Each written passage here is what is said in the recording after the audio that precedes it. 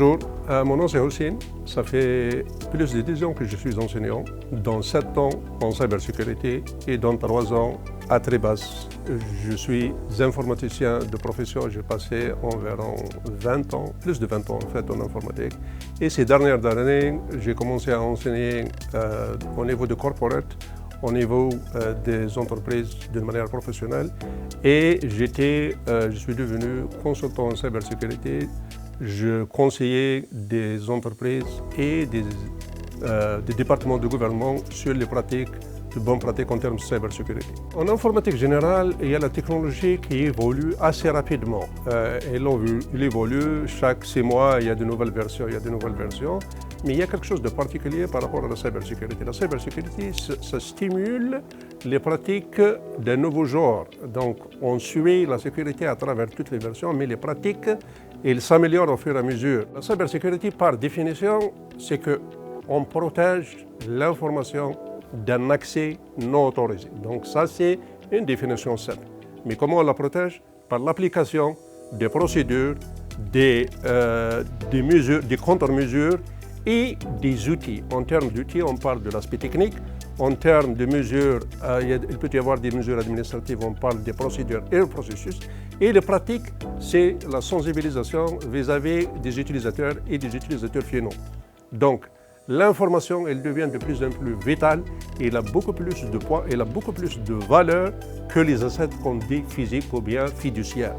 Donc l'information, au jour d'aujourd'hui, l'économie elle est intégrée à tel point que l'information elle est devenue une asset assez importante et elle a beaucoup plus de valeur par rapport à la valeur fiduciaire. Ça demande pas nécessairement un background technique forcément évolué à un certain degré pour suivre une formation en cybersécurité, mais quand même ça nécessite quelqu'un qui a de l'ambition à se professionnaliser dans ce domaine stimulant. Premièrement, il y a une forte demande de marché de travail. Deuxièmement, c'est un choix de carrière audacieux parce que ça offre beaucoup d'évolution en termes de gestion de carrière, en termes d'évolution professionnelle et en termes de rémunération aussi. La deuxième des choses, c'est que c'est quelque chose qui touche à travers toutes les technologies. Ce n'est pas un choix dédié spécifique à une technologie donnée. Il touche à toutes les technologies, que ce soit le réseau, que ce soit les cellulaires, que ce soit les ordinateurs, les tablettes, même les caméras de surveillance. Par où il passe toute l'information, il y a la cybersécurité. Donc de ce point de vue-là, on essaie de motiver les gens, il y a une forte demande, on essaie de motiver les gens en leur expliquant que voilà, c'est quelque chose qui s'apprend, c'est quelque chose qui s'apprend graduellement. Et d'ailleurs, le programme il a été conçu de telle sorte qu'à accommoder tout étudiant potentiel motivé pour suivre cette formation. Il n'y aura pas de contraintes, donc ce n'est pas nécessaire d'avoir des compétences techniques assez rigoureuses pour commencer cette formation. Le programme il est conçu d'accompagner tout étudiant motivé d'acquérir les compétences et le savoir d'une manière graduelle. Alors juste pour aller un peu plus dans les détails concernant le contenu lui-même, le contenu de la formation il est divisé en 15 modules distincts, si vous voulez, c'est des cours. Alors, on commence d'une manière graduelle à expliquer qu'est-ce que c'est que le métier informatique pour un débutant. Voilà de quoi il s'agit, quels sont les différents métiers, comment on les appelle, qu'est-ce qu'ils font, etc., etc. Et puis, on passe à un autre niveau, le deuxième module, qui consiste à expliquer les algorithmes, les mathématiques derrière l'informatique. Comment ça résonne, qu'est-ce que c'est que les algorithmes, qu'est-ce que c'est que le processus, qu'est-ce que c'est que le flow, etc., etc.